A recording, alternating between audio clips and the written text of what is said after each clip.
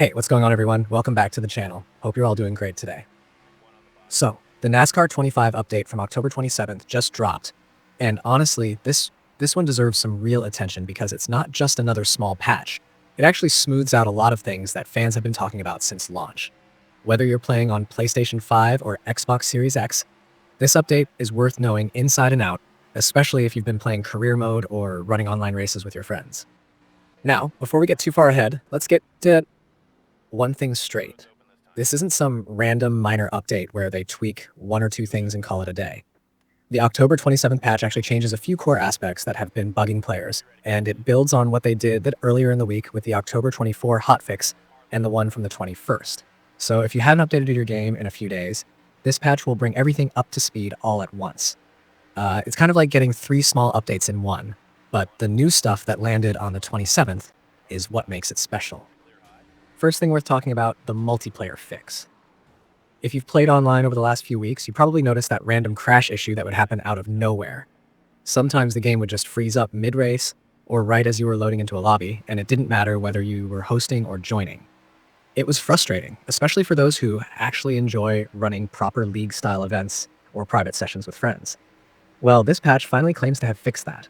From what players are reporting after testing it, it seems the crashes have either stopped completely or at least dropped dramatically. And that's a massive relief because it's been one of the main problems since release.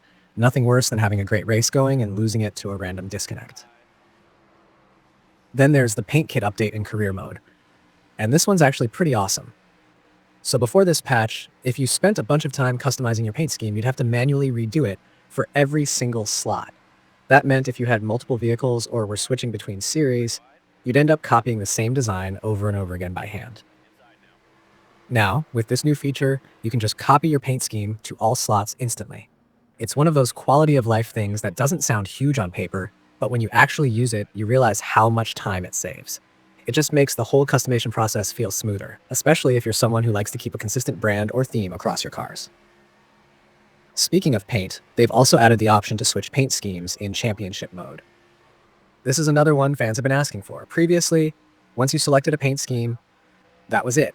You were kind of locked into it for that championship run. Now you can actually change it up whenever you want. So if you're running a season and feel like switching from that bright neon design to something a little more classic or sponsor accurate, you can do that without having to restart the whole championship. It might sound small, but it really adds flexibility and makes the mode feel more alive, like you're actually managing a team with evolving looks throughout the season. And then comes one of the more technical, but super important additions, H-pattern shifter support. This one's been talked about for a while, especially among the sim racing crowd who like running with full wheel and pedal setups. If you're using something like a Logitech or Thrustmaster rig, this update means your H-shifter should now be fully recognized and functional. So you can finally get that authentic NASCAR feel, running through gears manually instead of relying on paddles or automatic shifting. It's such a satisfying change because NASCAR is one of those motorsports where the tactile feel of gear changes really matters, especially if you're someone who likes that old school hands-on experience. And this isn't just a cosmetic thing. It actually improves immersion, makes the cars feel more controllable, and gives you a stronger connection to what's happening on the track. Now, one thing I've noticed since the patch is that people are reporting smoother gameplay in general. That might not be a listed change, but sometimes when they fix one major issue, like the multiplayer crash, it ends up stabilizing other parts of the game too. A few players mentioned that frame rates feel steadier, especially in the bigger career races with more AI cars on track. Whether that's an intentional optimization or just a side effect, it's definitely something that's making the experience better overall. The cool part about this update is how it ties into what they were doing earlier in the week. Remember that October 24th hotfix? That one focused on some pretty annoying problems, like the save file issue that could corrupt your progress, which was terrifying for people deep into career mode.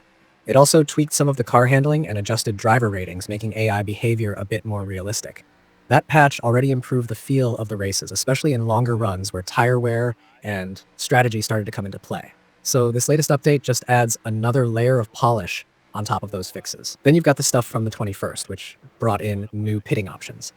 That one was all about giving players more control during races, letting you decide strategy on the fly, manage pit sequences better, and basically feel like you're actually calling shots as a real driver.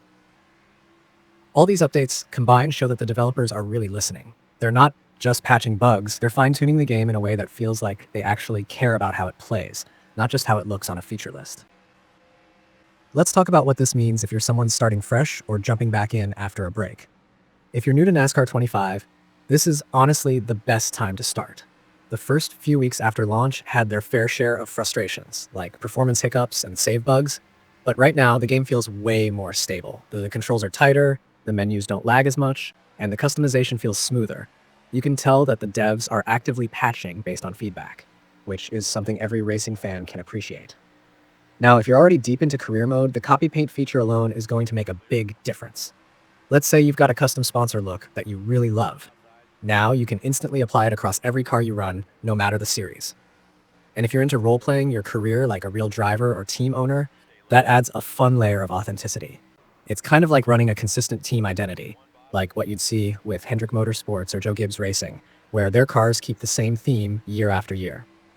And let's not forget, for those who've been running online leagues, the multiplayer fix is probably the biggest win here. I've seen a ton of players saying their online experience finally feels stable enough to hold long events without everyone dropping halfway through. That alone could breathe new life into the community aspect of the game. Because let's be real, NASCAR isn't just about solo racing. It's about the rivalries, the back and forth, and the unpredictable chaos that happens when real people compete. What's nice too is that the devs didn't just roll this out and go quiet. They've been communicating more lately, posting patch notes, clearly outlining what's fixed, and acknowledging community feedback. It makes a big difference when a studio doesn't try to hide issues, but instead says, "Yeah, we heard you, and here's what we're doing about it." That kind of transparency keeps players engaged and willing to stick around even when things aren't perfect. Now, looking at the future, this update hints that the team might be setting the stage for bigger improvements down the line. With the core systems getting more stable, multiplayer, customization, controls, that opens the door for content-based updates later. Maybe new paint templates, more detailed damage modeling, or expanded offline features.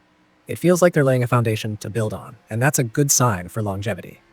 Something else I think people will notice after playing this patch is how much smoother the transitions between menus feel.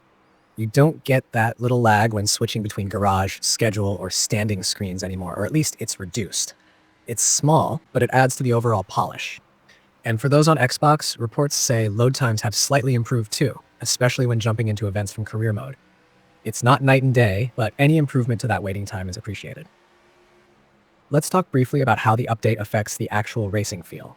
With the addition of H-shifter support, some players say they've noticed slightly different clutch response times, meaning the game is recognizing manual inputs a bit more accurately. It's subtle, but it really makes heel-toe downshifting smoother, and that's something sim drivers will immediately appreciate. It's another sign that the developers are putting attention into details that hardcore players actually care about, and you can tell they're still refining the AI too. They haven't listed major AI changes this time, but based on feedback after the last two patches, opponents seem a little less erratic. They don't swerve unpredictably as much in close battles, and they seem better at maintaining their lines when you're side by side. That adds a lot to immersion because it makes every pass feel like a proper challenge, rather than a fight against random game logic.